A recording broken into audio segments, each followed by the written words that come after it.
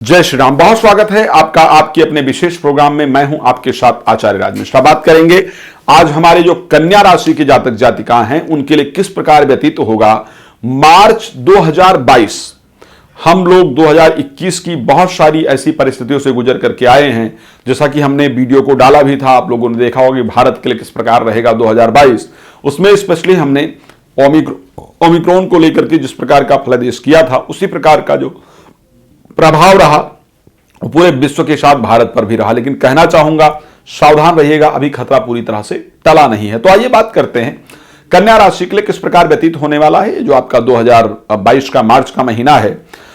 तीसरे भाव में केतु का गोचर, पंचम भाव में बुध शुक्र मंगल शनि 4 प्लैनेट का गोचर, छठे भाव में बृहस्पति का और सूर्य का गोचर, नवम भाव में राहु का गोचर क्या परिस्थिति लेकर के आएगा। राशि स्वामी का, दसम भाव के स्वामी का पंचम भाव में जाकर के गोचर करना, साथ में पंचमेश का होना और मंगल का भी साथ में होना और साथ में शुक्र का भी होना, यह आपके लिए एक राजयोग प्रदायक संकेत को बना रहा है। एक राज्य योग प्रदायक संकेत बना रहा है। यानी आप इस चीज का ध्यान रखिए कि इस माह कुछ बहुत सुंदर और बहुत अच्छा आपके साथ घटित होने जा रहा है। राजयोग बन रहा है तो इसका मतलब कुछ बहुत जबरदस्त घटित होने जा रहा है।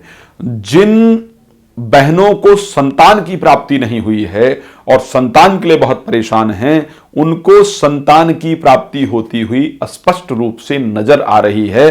संतान का संयोग बनता हुआ इस माह में स्पष्ट रूप से नजर आ रहा है। जो लोग इलेक्शन इत्यादि लड़ रहे हैं और आपकी इच्छा है कि मैं जीतूं तो मुझे कोई पद प्राप्त हो जाए, मंत्री पद प्राप्त हो जाए, तो आप मान लीजिए कि आप जीते और आपको मंत्री पद निश्चित रूप से प्राप्त होगा। तो यह बड़ा स्पष्ट एक संकेत है इस बार जो कन्या राशि के जातक जातिका के लिए दिख रहा है। सुंदर संकेत पूरी तरह से दिख रहा है और लाभप्रद परिस्थितियां आपके लिए नजर आ रही है।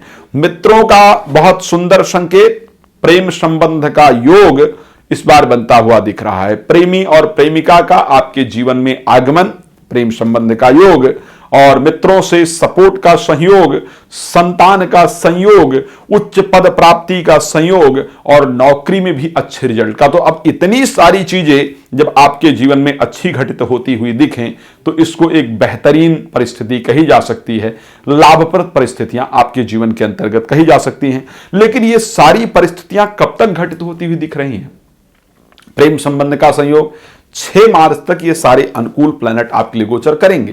तो ये कोई प्रयास भी करना है तो 6 मार्च से पहले ही भाग दौड़ कर लीजिए। यानी आपने इलेक्शन लड़ा है और आपको दिख रहा है कि मैं जीत तो जाऊंगा ही, तो पद के लिए 6 मार्च से पहले भाग दौड़ कर लीजिए, बाद में ये दिक्कत देने वाला हो सकता है। तो ये संकेत दिख रहा है। 6 मार्च के बाद जो बुध का गोचर होगा वो आपके 6th हाउस में चला जाएगा। वैसे छठे भाव में बुध का गोचर करीब करीब बेहतर माना जाता है, लेकिन फिर भी उसके बाद भाग दौड़ अत्यधिक होगा। स्वास्थ्य में भी समस्या रहने का संयोग है। प्लस कुछ लोग अपनी कूटनीतिज्ञ चालों से, अगर देखा जाए तो अपनी खराब चालों के माध्यम से आपको नुकसान पहुंचाने का प्रयास करेंगे और आपकी सफलता से आपको वंचित कराने का प्रयास करेंगे। ये आपकी जो परिस्थिति होने वाली है वो 6 मार्च के बाद होने वाली है। तो 6 मार्च से पहले की परिस्थिति अच्छी दिख रही है, लेकिन 6 मार्च के बाद स्वास्थ्य में प्रॉब्लम का संयोग और कार्य क्षेत्र में दिक्कत इत्यादि का संयोग पूरी तरह से दिख रहा है। लेकिन फिर भी सीनियर्स का सहयोग आपको 6 मार्च के बाद भी मिलता हुआ नजर आ रहा है।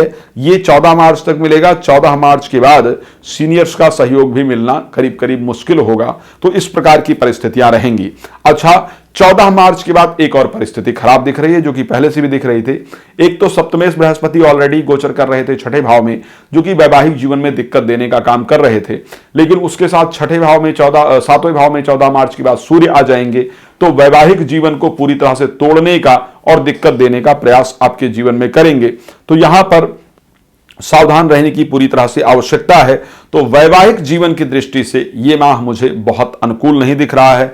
वैवाहिक जीवन पर स्पेशली ध्यान देने की आवश्यकता है। अब बहुत सारी बातें करूं तो कार्यक्रम बहुत लंबा हो जाएगा, इसलिए थोड़े समय में अत्यधिक समझाने का प्रयास करता हूं। यदि अन्य कोई जानकारी चाहिए तो आप प्लीज, हमें नंबर दिया ही जा रहा है, कॉल कर सकते हैं, जानकारी प्राप्त कर सकते हैं। प्रतिदिन रात्रि को 9 बजे मैं लाइव आता हूं। हमारा फेसबुक पेज है मानस ज्योतिष ज्ञान और वो कॉलिंग प्रोग्राम होता है।